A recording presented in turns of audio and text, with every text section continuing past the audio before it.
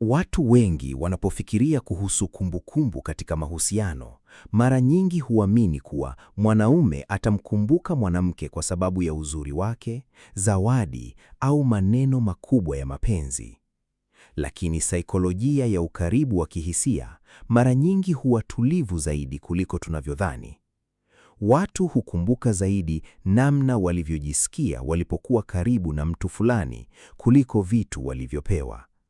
Katika tafiti nyingi za attachment psychology, watafiti wamegundua kuwa kumbukumbu za kihisia hukaa kwa muda mrefu pale ambapo mtu alihisi kueleweka, kuheshimiwa au kuwa huru kuwa yeye mwenyewe. Si kila uhusiano wenye furaha huwa wa kudumu kichwani mwa mtu, lakini mahusiano yanayogusa utambulisho wa ndani wa mtu mara nyingi huacha alama ya muda mrefu. Na ndiyo maana kuna wanawake ambao mwanaume huwahi kusahau haraka, na kuna wengine ambao hubaki akiwakumbuka hata baada ya muda kupita. Sio lazima kwa drama, wakati mwingine ni kwa utulivu alioupata akiwa nao. Moja ya mambo yanayoweza kumfanya mwanaume akukumbuke ni uwezo wako wa kumpa nafasi ya kuwa halisi bila kuhisi kuhukumiwa kila wakati.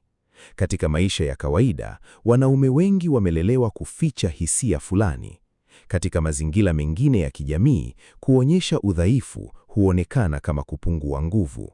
Hivyo, mwanaume anapokutana na mtu ambaye anaweza kuzungumza naye bila kuigiza ukamilifu, ubongo wake hutengeneza association ya usalama wa kihisia.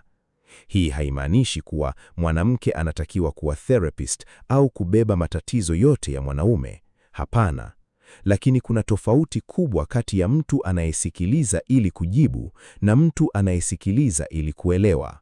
Mara nyingi watu hukumbuka ule utulivu walioupata kwenye mazungumzo madogo yasiyo na mashindano ya nani yuko sahihi.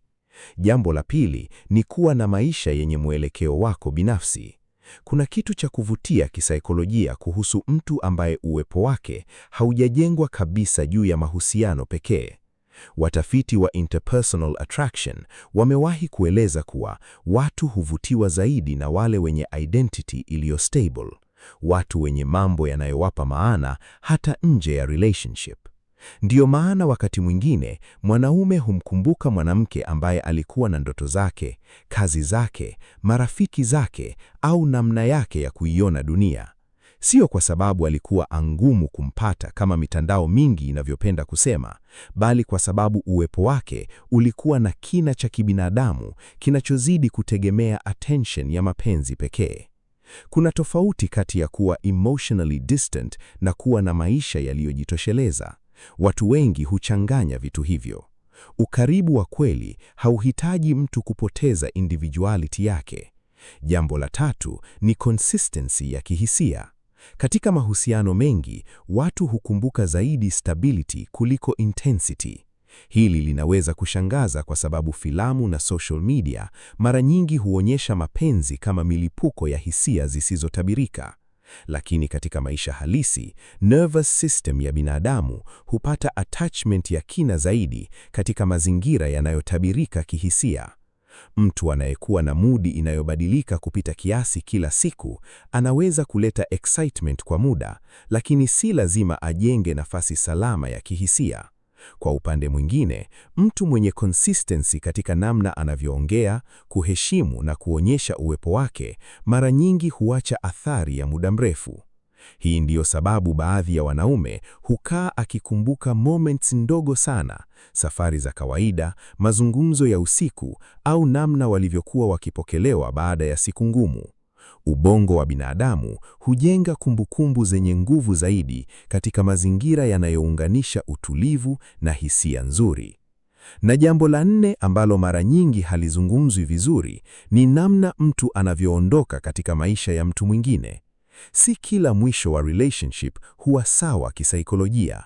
Wakati mwingine, mtu hukumbukwa sio kwa sababu alikuwa mkamilifu, bali kwa sababu aliondoka bila uharibifu mkubwa wa kihisia. Katika conflict psychology, kuna idea kwamba watu hukumbuka mwisho wa experience kwa nguvu kubwa kuliko vipande vingi vya katikati. Hii inaitwa peak end effect. Ikiwa mwisho wa relationship ulikuwa wa heshima, wenye maturity na bila vita visivyoisha, mara nyingi kumbukumbu baki tofauti. Hii haimaanishi kuwa kuondoka kimya kimya ni mbinu ya kumfanya mtu asikufuatilie. Mara nyingi internet hugeuza psychology na manipulation tactics, lakini ukweli ni kwamba watu wazima hukumbuka kwa heshima wale ambao hawakuwageuza maadui baada ya maumivu. Bila shaka, hakuna formula inayoweza kuhakikisha mtu atakukumbuka milele. Binadamu ni tofauti. Malezi, experiences za zamani, attachment style na hata mazingira ya maisha huathiri namna watu huhifadhi kumbukumbu za mahusiano. Kuna wanaume wanaokaa emotionally detached kwa muda mrefu, si kwa sababu hawakujali, bali kwa sababu wamejifunza kujilinda kihisia. Na kuna wengine ambao hukumbuka watu kwa miaka mingi bila hata kurudi kuwasiliana nao. Labda jambo la muhimu zaidi si kujaribu kujenga mbinu za kumfanya mtu asishindwe kukusahau. Labda ni kujenga uwepo ambao ukiwa karibu na mtu, anahisi amekutana na ubinadamu wa kweli. Si performance, si mchezo wa akili, si mashindano ya nani ana nguvu zaidi kwenye mahusiano. Kwa sababu mwisho wa siku, watu wengi hawakumbuki tu sura, hukumbuka hisia walizobeba walipokuwa karibu na mtu fulani. Kama unapenda maudhui ya relationship psychology na uchambuzi wa mahusiano ya kisasa, unaweza kuendelea kufuatilia safari hii.